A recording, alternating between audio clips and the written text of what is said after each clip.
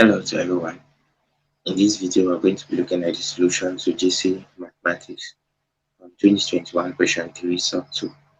So the question says that given that f of theta is sine theta minus root 3 cos theta, express f of theta in the form r sine theta minus lambda, where r is a positive constant and lambda is an acute angle.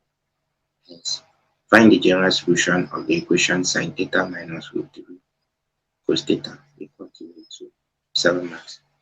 So we have been given this equation and we are told that f of theta is sine theta minus root 3 cos theta. And we are also told that we should express f of theta in the form r sine theta minus lambda. Means we are asked to express f of theta in the form r sine theta minus lambda.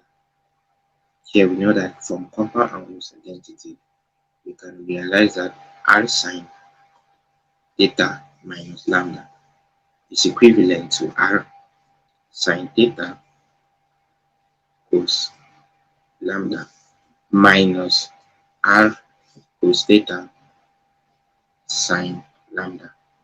Now, we're also told that this is equivalent to sine theta minus root 3 cos theta. Therefore, we are free to write this is equivalent to sine theta minus root 3 cos theta.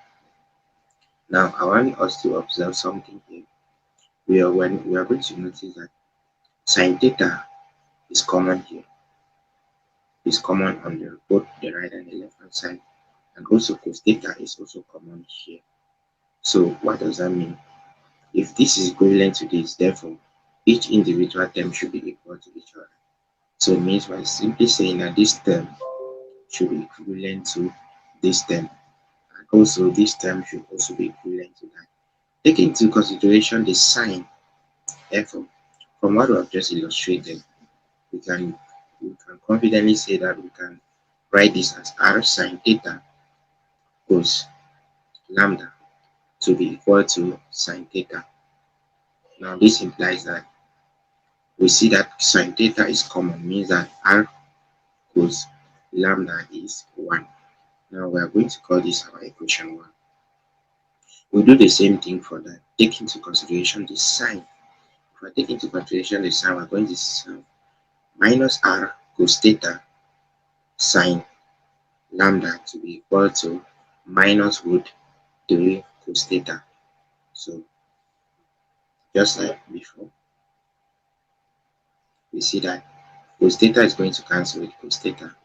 The negative sign is going to cancel with the negative sign, just like sign cancel up here. So basically, we'll be left with r sine lambda to be equal to root 3. Now, this is our equation 2. Now, looking at equation 1 and equation 2, we have a simultaneous equation, and we need to use the properties of trigonometry in order to get the values of r and the values of lambda. So looking at the two equations, we can go by substitution. But the first thing we're going to do is we are going to take equation 1 squared plus equation 2 squared.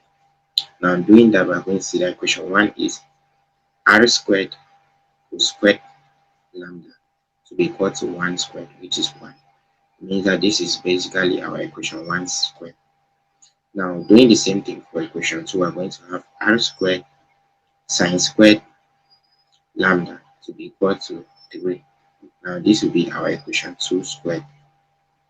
Now adding these two equations, we're going to see that we'll be left with r squared cos squared lambda plus r squared sine squared lambda to be equal to 1 plus 3. So we see that r squared is common.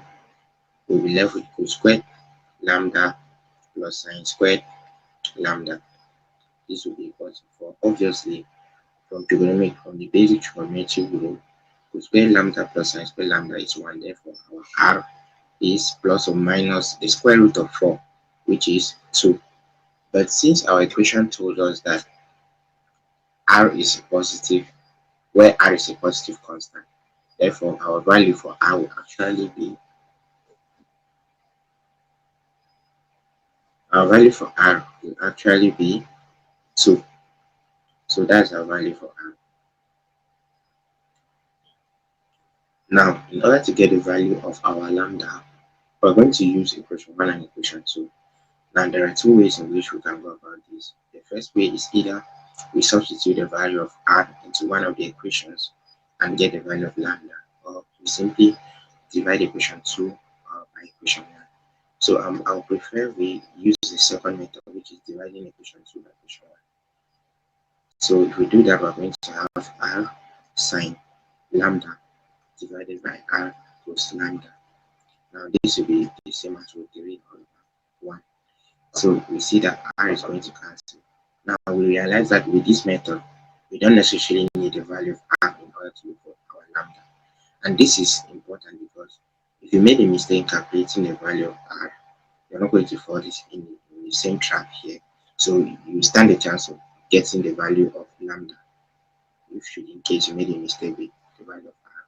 So here we're going to have tan lambda to be root 3 here. So to get our lambda will be tan inverse of root 3. So and this will be so finally our answer will be if I change my form. So our lambda here will simply be pi all over 3, which is equivalent to 60. So we have our value of lambda and our value of r. We simply replace it with our function f of theta. We know f of theta is, we know that we're told f of theta, that f of theta is r sine theta minus lambda. So substituting a value, we're going to get a new value for f of theta to be f of theta to be r, our r is 2, now sine. Now our theta remains theta and